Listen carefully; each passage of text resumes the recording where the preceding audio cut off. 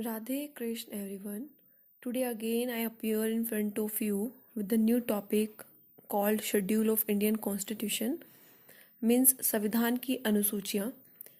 तो जब हम रिपब्लिक कहलाए थे ओरिजिनल कॉन्स्टिट्यूशन में 8 शेड्यूल्स थे, 8 अनुसूचियाँ थी और टाइम आने पर इनका टोटल नंबर इंक्रीज होकर 12 हो गया। तो बात करते हैं आज 12 शेड्यूल्स की। पहले शेड्यूल में जैसे हम बुक खोलते हैं कोई भी तो सबसे पहले उसका कंटेंट मिलता है। तो सेम टर्म क्योंकि हम बात कर रहे हैं इंडियन कॉन्स्टिट्यूशन के अंदर अपने देश की, तो जो फर्स्ट शेड्यूल आता है पहले शेड्यूल में जो देश की जानकारियाँ, राज्यों की जानकारियाँ और यूनियन टेरिटरीज की जानकारी मिलती है। तो सबसे पहले हम कंटेंट तो पढ़ें देश का कि देश कैसा है, राज्य कितने हैं, यूनियन टेरिटरीज कितने हैं, तो इन सब की जानकारी मिलती है फर्स्ट शेड्यूल के अंदर। सेकंड शेड्यूल में दिया गया है वेतन या भत्ता बोलते हैं या कहते हैं सैलरी। पहले तो याद रखिए कि ये आम आदमी की सैलरी की बात नहीं करता, ये बात करता है जो ऑफिसर्स होते हैं, जैसे प्रेसिडेंट हुए, वाइस प्रेसिडेंट, पीएम, या जजेस की बात करें चाहे सुप्रीम कोर्ट के हों या हाई कोर्ट के हों, या CJI chief justice of India जिन्हें बोलते हैं। तो जितने ऑफिसर्स होते हैं उन सब की सैलरी का एक्सप्लेनेशन दिया गया है शेड्यूल नंबर 2 में। तीसरे शेड्यूल में शपथ आती है। तो ओथ टेकिंग प्रोसेस है, जैसे जब इलेक्शन होते हैं तो जो इलेक्टेड मेंबर चुन के आते हैं, चाहे एमएलए हो, चाहे एमपी हो, या पीएम हो, या कोई भी हो, तो कौन किसको शपथ दिलाएगा, पीएम को, एमपी को कौन शपथ दिलाएगा, और जो सीजेआई है चीफ जस्टिस ऑफ इंडिया, इनकी नियुक्ति कौन करेगा। तो ये आती है हमारे शेड्यूल नंबर 3 में। शेड्यूल जो 3 है उसके अंदर जो ओथ लेनी होती है, ओथ टेकिंग प्रोसेस होता है, वो आम आदमियों के लिए नहीं होता है, ये भी ऑफिसर्स के लिए है। तो 3 में एक्सप्लेनेशन हो गया ओथ टेकिंग प्रोसेस का। 4th में लिखा है राज्यसभा में कैसा, किसका और कितना प्रतिनिधित्व होगा। मतलब हर राज्य के पास मर्जी नहीं है कि वो कितने भी मेंबर्स को भेज सकते हैं। ये हर राज्य के पास फिक्स्ड मेंशन है कि कहाँ से कितने मेंबर जाने हैं। या यूपी की बात करें, एमपी, हरियाणा, बिहार, हर जगह के एमपीज जितने लिस्ट में लिखे होते हैं उतने ही मेंबर्स चुने जाते हैं। नेक्स्ट बात करते हैं शेड्यूल नंबर 5 जिसके अंदर SC ST का प्रावधान है। तो जैसे जनजाति होती है ना, एक होता है अनुसूचित जाति और एक होता है अनुसूचित जनजाति। मीन्स SC का मतलब है शेड्यूल कास्ट और ST का मतलब है शेड्यूल ट्राइब्स। तो ST वो लोग हैं जो जंगलों में रहते हैं, रहा करते थे, जिनका खान पान, रहन सहन या सभ्यता की बात करें, कल्चर, पहनावा, वेशभूषा और भाषा, संस्कृति, सब चीज़ें अलग थी आम इंसान से, और इनकी बोली, पहनावा हमारे साथ इतना मैच नहीं करता था। तो क्योंकि इनके रहने का इलाका बिल्कुल अलग था, तो धीरे धीरे जब देश आज़ाद हुआ तो जनजातियों के विकास की भी बात उठी और हमारे संविधान की जो 5वीं अनुसूची है, 5th शेड्यूल है, उसमें इसे रखा गया। तो जो 5th शेड्यूल है वो एक्सप्लेन करता है SC और ST के प्रावधान को। बात करते हैं नेक्स्ट शेड्यूल की, शेड्यूल नंबर 6। तो ये बहुत बहुत इंपॉर्टेंट है। जो 5th शेड्यूल है उसी से जुड़ा हुआ है, लेकिन जो नंबर 5th है उसके अंदर SC और ST दोनों का प्रावधान है, लेकिन 6th शेड्यूल के अंदर केवल जो ST है उन्हीं का जिक्र करा गया है। तो ST के प्रशासन की बात करती है महज 4 राज्यों के अंदर, स्पेशली 4 राज्यों को रखा गया, असम, मेघालय, त्रिपुरा और मिजोरम, है ना। तो इसे हम याद कर सकते हैं AMTM। जैसे आपको AM PM याद है ना, तो सेम टर्म याद रखो कि AMTM। A means Assam, M for Meghalaya, T Tripura and M से हो गया मिजोरम। और सबसे इम्पोर्टेंट ये बात है कि इसे याद रखिए कि जो मिजोरम है ना, मिजोरम को हम कई बार कंफ्यूज होकर मणिपुर में जाते हैं, तो मणिपुर नहीं है, मिजोरम है, मिजोरम ही याद रखना है। याद रखिए कि मिजोरम, जोर जबरदस्ती से मिजोरम ने अपना नाम ऐड करा लिया। तो 4 स्पेशली स्टेट बताए गए हैं शेड्यूल नंबर 6 के अंदर, असम, मेघालय, त्रिपुरा और मिजोरम, AMTM। बात करते हैं शेड्यूल नंबर 7। अनुसूची में हमारे देश में 2 तरह की सरकार है, एक होती है केंद्र सरकार और दूसरी राज्य सरकार, है ना, सेंट्रल गवर्नमेंट, और ये हो गया स्टेट गवर्नमेंट। तो पूरे देश को चलाने के लिए केवल सेंट्रल गवर्नमेंट या केंद्र सरकार का ही जिम्मा नहीं है, क्योंकि भारत एक राज्यों का संघ है। तो हर एक राज्य में एक सरकार बनाई जाती है। सभी जानते हैं कि हर एक राज्य के जो मुखिया हैं वो सीएम और राज्यपाल वहाँ के कहने के मुखिया हैं। जैसे देश के जो कहने के मुखिया होते हैं वो प्रेसिडेंट होते हैं, लेकिन जो मेन वर्किंग पावर होती है वो होती है प्राइम मिनिस्टर के हाथ में। सेम उसी कंसेप्ट पे जो स्टेट गवर्नमेंट की बात करें तो जो मुखिया हैं मेन वो होते हैं सीएम, चीफ मिनिस्टर, और जो हेड हैं वो कहे जाते हैं राज्यपाल। तो इनका अगर झगड़ा ना हो, मान लो भाई कोई भी एक सब्जेक्ट उठा ले किसी भी तरीके का, उस पर अगर पावर ऐड करनी है या रूल उस पर करना है, तो कहीं ऐसा ना हो कि जो स्टेट गवर्नमेंट है और जो सेंट्रल गवर्नमेंट है उनका उस पर डिबेट हो जाए। तो उन्हीं चीज़ों को ख़त्म करने के लिए सेंट्रल गवर्नमेंट की और स्टेट गवर्नमेंट की पावर का डिस्ट्रीब्यूशन कर दिया है ना, कि भाई ये कुछ ऐसे मुद्दे हैं जिन्हें स्टेट गवर्नमेंट ही संभालेगी, उन्हीं की पावर वर्क करेगी, और ये कुछ ऐसे टॉपिक्स हैं, मुद्दे हैं जिन्हें सेंट्रल गवर्नमेंट के अंडर में वर्किंग करनी है। तो इन्हें डिस्ट्रीब्यूट कर दिया गया। जैसे अगर हम एग्जाम्पल की बात करें, जैसे हो गया जनगणना की बात करो, तो ये राज्य का टॉपिक नहीं है। ऐसा नहीं है कि राज्य सरकार जो है अपनी पर्सनल जनगणना कराती है, नहीं। जनगणना 10 साल में एक बार होती है और ये हमारी सेंट्रल गवर्नमेंट के अंडर में आती है। ये उन्हीं की रिस्पॉन्सिबिलिटी है कि हर 10 साल में एक बार जनगणना कराई जाए, और ये पूरा जो प्रोसेस होगा वो किसके अंडर ही किया जाएगा, सेंट्रल गवर्नमेंट के अंडर ही करा जाएगा। तो ये सारी चीज़ें हैं कि दो तरीके की पावर कर दिया गया, एक हो गया सेंट्रल गवर्नमेंट का और एक हो गया स्टेट गवर्नमेंट, है ना। तो ऐसे ही कि अलग अलग अगर पावर है, पावर डिस्ट्रीब्यूशन हो गया, तो कुछ लिस्ट भी तो होंगी कि कुछ टॉपिक्स हैं जो हमारी सेंट्रल गवर्नमेंट के अंदर आ जाएं और कुछ टॉपिक्स हैं जो हमारी स्टेट गवर्नमेंट के अंदर आए। तो उन्हें शो करने के लिए एक लिस्ट बना दी गई कि भाई ये चीज़ें हैं जो सेंट्रल गवर्नमेंट हैंडल करेगी, और अगर ये लिस्ट, इस लिस्ट के अंदर ये सब्जेक्ट हैं या ये टॉपिक्स हैं सेंट्रल गवर्नमेंट के, तो इसमें स्टेट गवर्नमेंट दखल अंदाजी ना करे। ये बिल्कुल डिस्ट्रीब्यूट कर दिया गया। अब हम बात करें कि जो लिस्ट बनाई गई है उन्हें हम बोलते हैं यूनियन लिस्ट। एक होती है हमारी जो सेकंड निकल के आती है स्टेट लिस्ट के अंदर, एक होती है कॉन्करेंट लिस्ट, है ना। तो ये जो लिस्ट है हमारी कॉन्करेंट लिस्ट, मैंने कहा दो पावर डिवीजन हुई, एक सेंट्रल के अंदर और एक हो गया हमारा गवर्नमेंट स्टेट के अंदर, स्टेट गवर्नमेंट के अंदर। लेकिन एक थर्ड और आती है जिसे बोलते हैं हम समवर्ती सूची, दैट मीन्स कि कॉन्करेंट लिस्ट। तो वो टॉपिक्स जिन पर इक्वली डिस्ट्रीब्यूट कर दिया गया सेंट्रल मीन्स केंद्र सरकार की पावर्स को और राज्य सरकार की पावर को, कुछ ऐसे टॉपिक, कुछ ऐसे मुद्दे जिनके फैसले दोनों सरकार एक साथ मिलकर लेगी, तो वो आती है हमारी किसके अंदर, समवर्ती सूची के अंदर, है ना। जैसे बात करें कि जो हमारी केंद्र सरकार की लिस्ट है, जो केंद्र सरकार के अंदर जो लिस्ट आती है, टॉपिक्स आते हैं, पहले 97 थे और अभी प्रेजेंट में ये टॉपिक बढ़कर 100 हो चुके हैं। उसके बाद आती है टॉपिक जो हमारी यूनियन लिस्ट है, ये राज्य सरकार की लिस्ट है, तो इसके अंदर पहले 66 थे और अभी इन्हें घटाकर 61 कर दिया गया है। और जो थर्ड आती है कॉन्करेंट लिस्ट, तो इसके अंदर 47 टॉपिक्स थे और अभी ये हो गए हैं 52। तो अगर हम कॉन्करेंट लिस्ट के अंदर बात करें कि कॉन्करेंट लिस्ट कौन सी है, के अंदर कौन से एग्जाम्पल्स आते हैं, तो सबसे बड़े एग्जाम्पल हम एजुकेशन की बात करें तो एजुकेशन में क्या है कि हर एक पर्टिकुलर स्टेट में अलग बोर्ड है। जैसे यूपी बोर्ड अलग हो गया, बिहार बोर्ड अलग हो गया, हरियाणा बोर्ड अलग हो गया। ये हो गया कि स्टेट जो है, जो एजुकेशन है वो अकॉर्डिंग टू स्टेट ली जा सकती है। और एक होता है सीबीएसई बोर्ड जो सेंट्रल बोर्ड होता है, तो ये हो गया हमारा सेंट्रल गवर्नमेंट के अंडर।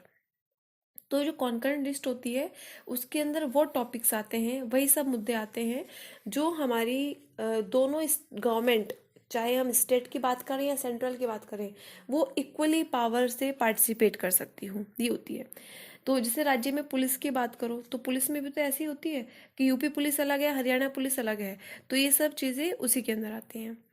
तो एक थर्ड टर्म जो निकल के आती है, हमने पढ़ा कि एक हो गया केंद्र सरकार की जो सेंट्रल के अंडर वर्क करे, एक हो गया अकॉर्डिंग टू स्टेट, और हमने थर्ड पढ़ी है कॉन्करेंट कि जिसमें इक्वली डिस्ट्रीब्यूट हो जाए दोनों की पावर्स। लेकिन एक और आती है फोर्थ। जब उस टाइम पर ये संविधान लिखा गया, शेड्यूल्स बने, तो जिन्होंने सबने मिलकर ये काम किया उन्हें उस टाइम पर लगा कि बहुत सारी चीज़ें ऐसी हैं जो आज इस टाइम पर हमें नहीं दिख रही हैं, है ना, क्योंकि डेवलपमेंट तो चल ही रहा है। तो शायद जो अभी हमें नहीं दिख रही है, लेकिन 20 साल बाद, 30 साल बाद या 100 साल बाद कुछ ऐसी चीज़ें उभरेंगी जो शायद 1950 में नहीं है। 1950 में उनका जिक्र ही नहीं है। अगर एक छोटे से एग्जाम्पल की बात करें तो इंटरनेट की बात करो। इंटरनेट 1950 में इंटरनेट के बारे में कोई नहीं जानता था, लेकिन आज देखो कि सांसें इंटरनेट से चल रही हैं। अगर इंटरनेट का इमेजिन किया जाए कि ना रहे, कि इंटरनेट खत्म हो जाए, तो मतलब लगता ही नहीं है कि इंसान जी कैसे पाएगा। तो ये कुछ ऐसे टॉपिक हैं कि अगर ये उभरते हैं तो उनके साथ कानून लागू होना भी ज़रूरी है। तो एक ऐसा ब्लैंक सरफेस छोड़ दिया गया जिसे कहते हैं रेजिडुअल पावर्स। तो कुछ ऐसी पावर्स हैं कि जो आने वाले समय में जितने रूल्स या जितनी नई चीज़ें होंगी, तो उनके लिए जो कानून बनाए जाएंगे, उनके लिए जो लॉ बनाए जाएंगे, वो सारे हमारे रेजिडुअल पावर्स के अंदर आएंगे। तो अब बात उठती है कि अच्छा, रेजिडुअल पावर नाम तो दे दिया कि जितनी आने वाली उभरने वाली चीज़ें हैं वो सब इसके अंदर आ जाएंगी, लेकिन इन पे कंट्रोल किसका होगा? कौन होगा जो इन्हें रूल कराएगा? तो उसके अंदर जो अधिकार दिया गया है वो दिया गया है संसद के पास। और ये लिखित में लिखा गया है कि संसद ही है जो रेजिडुअल पावर्स जो होंगी उन्हें कंट्रोल करेगा। तो जो सेवन्थ हमारी अनुसूची है, 7वीं सूची, वो शक्तियों का बंटवारा करती है। कितने टाइप्स में हमने पढ़ लिया? एक हमने पढ़ लिया केंद्र सरकार के अंडर, दूसरा हमने पढ़ा है राज्य सरकार, थर्ड हमने पढ़ी है कॉन्करेंट लिस्ट जिसे हम समवर्ती सूची बोलते हैं, और जो फोर्थ हमारा डिवीजन कर दिया गया वो कर दिया अकॉर्डिंग टू रेजिडुअल पावर्स जो संसद के अंदर आती है। तो ये 7th अनुसूची थी, 7th शेड्यूल। अब बात करते हैं शेड्यूल नंबर 8। तो 8वीं अनुसूची में मानक भाषाओं का एक्सप्लेनेशन है।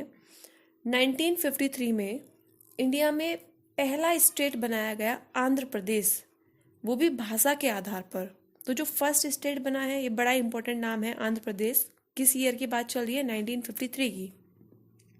उसके बाद फजल अली के नाम पर एक आयोग का गठन किया गया और उनकी रिपोर्ट के बेसिस पर 14 राज्य बनाए गए, 14 राज्य बनाए गए।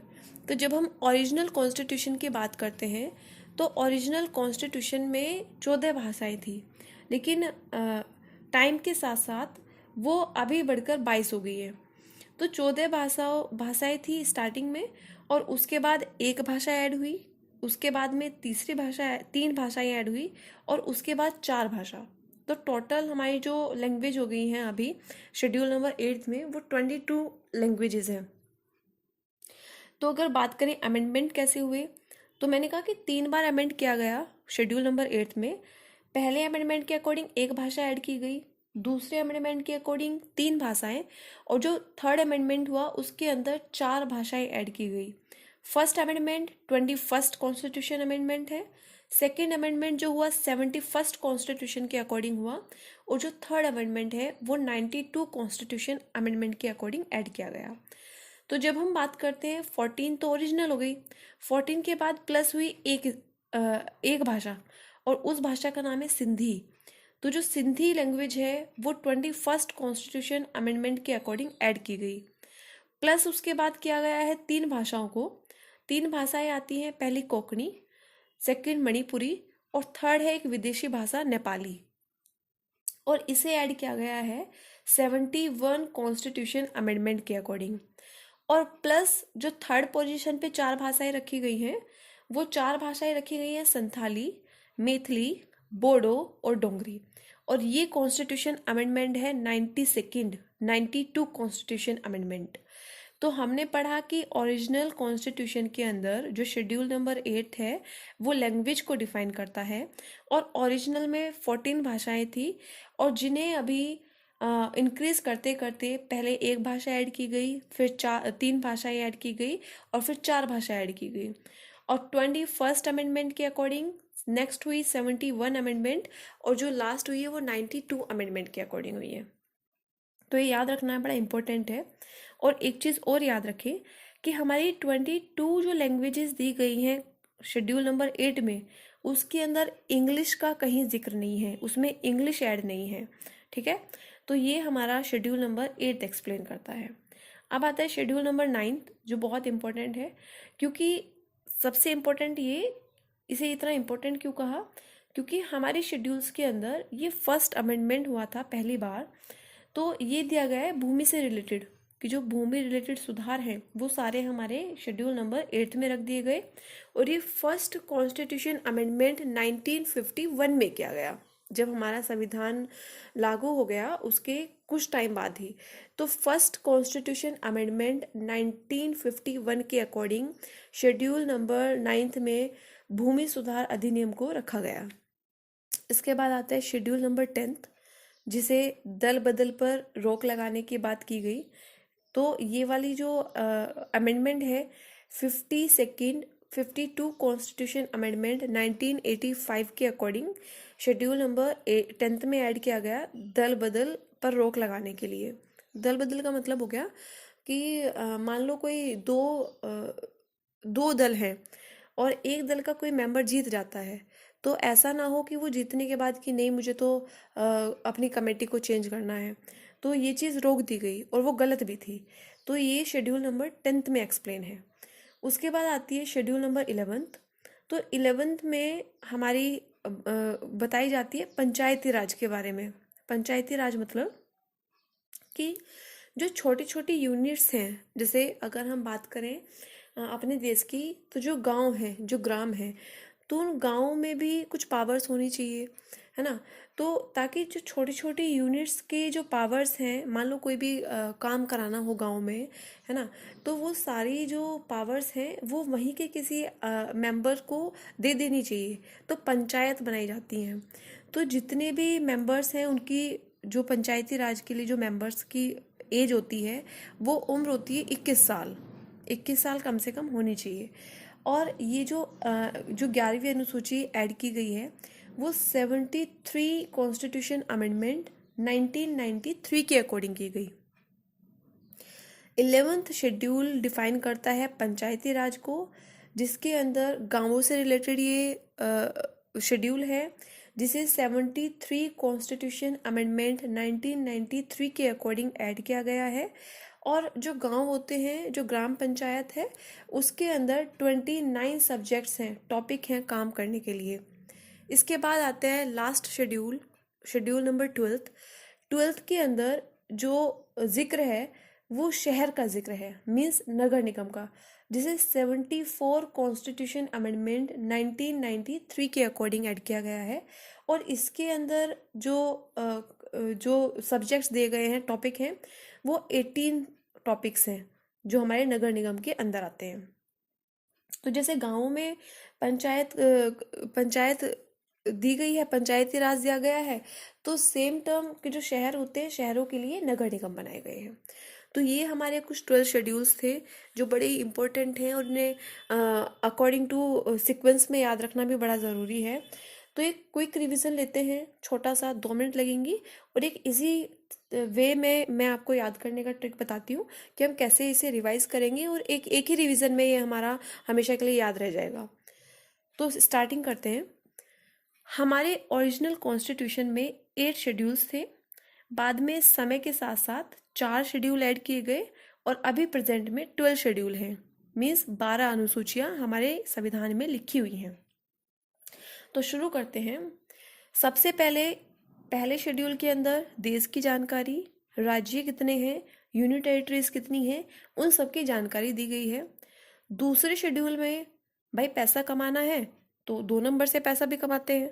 तो दूसरे के अंदर जो पैसा है, और पैसा रिलेट करता है हमारी सैलरी से, तो दूसरी जो अनुसूची है उसके अंदर आती है सैलरी, या जिसे हम बोलते हैं वेतन या भत्ता। थर्ड आती है कि पैसा तो चाहे हम कैसे भी कमाएं, लेकिन शपथ तो लेनी पड़ेगी कि हम करप्शन नहीं करेंगे। तो जो थर्ड शेड्यूल है वो एक्सप्लेन करता है ओथ टेकिंग प्रोसेस को, मीन्स शपथ को। बात करते हैं नेक्स्ट शेड्यूल नंबर 4 की। तो जहाँ 4 लोग इकट्ठा हो जाएं वहीं सभा तैयार हो जाती है बनकर। तो जो 4th शेड्यूल है वो राज्यसभा के प्रतिनिधित्व की जानकारी देता है। तो याद रखना है कि जैसे ही 4 लोग इकट्ठा होते हैं तो सभा बन जाती है, और इसके अंदर नंबर 4 शेड्यूल के अंदर राज्यसभा का एक्सप्लेनेशन है। नंबर 5 की बात करें तो 5 की तो शक्ल ही एस जैसी है। तो जो 5वां शेड्यूल है उसके अंदर बात की जाती है, जो जिक्र है वो SC और ST का जिक्र है। नंबर 6 की बात करते हैं तो जो 5th से ही रिलेटेड है, जिसमें एसटी का प्रावधान दिया गया है, शेड्यूल्ड ट्राइब्स का, और ख़ास तौर पर 4 स्टेट उन्होंने रखे हैं, जिसमें हम याद करते हैं एएम टीएम से। एएम रिप्रेजेंट करता है असम और मेघालय, और टीएम रिप्रेजेंट करता है त्रिपुरा और मिजोरम। तो मिजोरम याद रखना है, फिर से याद दिला दूं, मणिपुर ना हो जाए। मिजोरम याद रखें ट्रिक से कि जो मिजोरम है उसने ज़ोर ज़बरदस्ती से अपना नाम ऐड करा दिया। तो जो 4 खास तौर पर स्टेट हैं वो है असम, मेघालय, त्रिपुरा और मिजोरम। नंबर 7 की बात करें तो 7वां शेड्यूल शक्तियों का बंटवारा डिफाइन करता है, जिसके अंदर यूनियन लिस्ट जो केंद्र सरकार के अंदर आती है, स्टेट लिस्ट जो राज्य सरकार के अंदर वर्क करती है, कॉन्करेंट लिस्ट जिसमें इक्वली पावर्स डिस्ट्रीब्यूट होती हैं दोनों गवर्नमेंट की, और जो 4th वन आती है उसे बोलते हैं रेजिडुअल पावर, जो कि हमारी संसद के हाथ में है। तो याद रखें कि जो यूनियन लिस्ट है पहले 97 टॉपिक्स थे, अभी 100 हो गए हैं। उसके बाद जो ये है स्टेट लिस्ट है उसके अंदर 66 थे, अभी घटकर 61 हैं। और जो कॉन्करेंट लिस्ट है उसमें 47 टॉपिक्स थे और अभी में हो गए हैं 52 टॉपिक। इसके बाद आती है शेड्यूल नंबर 8 लैंग्वेज। अब लैंग्वेज की बात करेंगे तो लैंग्वेज के अंदर तो वर्ड ही 8 है। तो 8वीं के अंदर भाषा डिफाइन है, जो ओरिजिनल कॉन्स्टिट्यूशन में 14 थे और अभी फाइनली प्रेजेंट में 22 लैंग्वेजेस हैं, जिसमें 3 बार अमेंडमेंट किया गया। 14 ओरिजिनल थे, प्लस एक अमेंडमेंट हुआ एक भाषा के साथ, सिंधी भाषा, जिसे 21 अमेंडमेंट के साथ में ऐड किया गया। प्लस 3 भाषाएं ऐड हुई, कोंकणी, मणिपुरी और नेपाली, 71 अमेंडमेंट के अकॉर्डिंग। और प्लस 4 भाषाएं ऐड हुई हैं, संथाली, मैथिली, बोडो और डोंगरी, 92 कॉन्स्टिट्यूशन अमेंडमेंट के साथ। इसके बाद आता है शेड्यूल नंबर 9 जो भूमि सुधार को डिफाइन करता है। तो भूमि सुधार अधिनियम जो शेड्यूल है वो फर्स्ट कॉन्स्टिट्यूशन अमेंडमेंट 1951 को ऐड किया गया। इसे याद रखना है कि जो भूमि है वो माता के समान होती है, और जो माता है जैसे माता रानी है, नवरात्रे बनाते हैं ना, 9 दिन के स्पेशल नवरात्रे, तो नंबर 9 ही इतना पवित्र है कि जो माता को डिफाइन करता है और हमारी भूमि से भी रिलेटेड है। तो नंबर 9 शेड्यूल जो है उसके अंदर आती है भूमि सुधार, जिसे फर्स्ट कॉन्स्टिट्यूशन अमेंडमेंट 1951 के साथ ऐड किया गया। उसके बाद नंबर 10 में दल बदल अधिनियम, 52 कॉन्स्टिट्यूशन अमेंडमेंट 1985। तो 10वें पर आते ही दल बदल गया। 11वें की बात करें जो गांवों की बात करती है, और गांवों में पंचायत होना ज़रूरी है ताकि जो छोटी छोटी यूनिट्स हैं उन्हें अपनी पावर दिखाई दे, वो अपनी चीज़ों को अपने तरीके से रूल कर पाएँ, अपने नीड्स को फुलफिल कर पाएँ। तो 11th के अंदर आती है, 11वीं से डिफाइन करते हैं ग्राम पंचायत को, जिसे 73 कॉन्स्टिट्यूशन अमेंडमेंट 1992 के साथ ऐड किया गया, जिसके अंदर 29 सब्जेक्ट्स हैं। उसके बाद 12th, गांवों के बाद बात होगी शहरों की, तो 12वीं अनुसूची जो कि लास्ट है, जिसमें नगर पालिका या नगर निगम का एक्सप्लेनेशन है, जिसे 74 कॉन्स्टिट्यूशन अमेंडमेंट 1993 के साथ ऐड किया गया। इसके अंदर 18 सब्जेक्ट्स हैं। तो ये हमारा आज का टॉपिक था शेड्यूल्स का। 12 शेड्यूल हैं, बहुत ही इंपॉर्टेंट है और इंटरेस्टिंग से भी है। तो ये लास्ट में जो एक रिवीजन करा है ये एक तरीका है इसी तरीके से इन्हें याद रखने का। तो आई होप आप सबको समझ आया होगा, और आई थिंक शायद साथ में ही याद भी हो गया हो। तो ये ही एक टॉपिक था। आगे मिलते हैं नेक्स्ट टॉपिक के साथ में, जिसके अंदर हम आर्टिकल्स के बारे में पढ़ेंगे, पार्ट्स के बारे में पढ़ेंगे। तो thank you so much for today.